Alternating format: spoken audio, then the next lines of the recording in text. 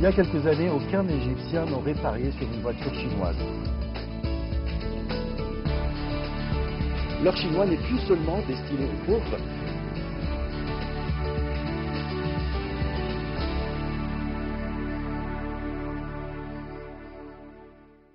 Impressionné par l'expérience chinoise dans la gouvernance et le développement global achevé dans les différents domaines, partis politiques, journalistes et observateurs suivent attentivement les sessions du 19e Congrès national du Parti communiste chinois. Objectif, à quel point pourrait-on transférer l'expérience chinoise en Égypte?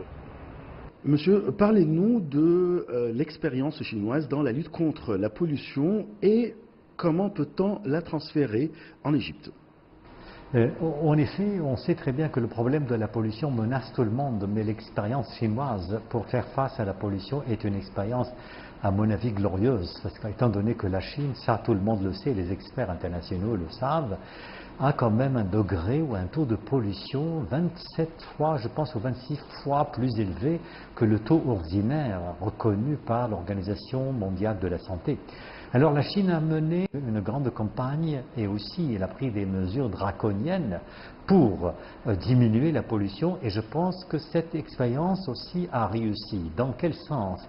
Par exemple, on a vu des routes qui se ferment complètement, on a vu par exemple des appareils sophistiqués qui ont été installés pour la pollution et puis après sur le plan législatif, on a promulgué des lois qui en fait infligent des amendes et aussi des peines parfois dures d'emprisonnement aux citoyens qui, par exemple, qui violent les règles et les principes sanitaires ou les principes d'hygiène.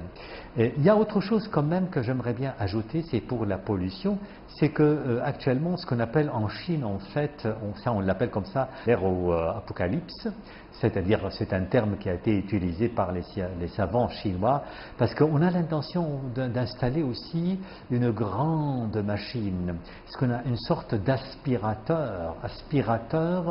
contre la pollution. C'est une expérience en fait qui a été menée avec succès par un Néerlandais. Il a inventé une machine et les dirigeants chinois ont l'intention en fait d'installer cette machine pour diminuer les particules fines ou les nuages de particules fines, nuages de pollution bien entendu, qui enveloppent l'atmosphère en Chine.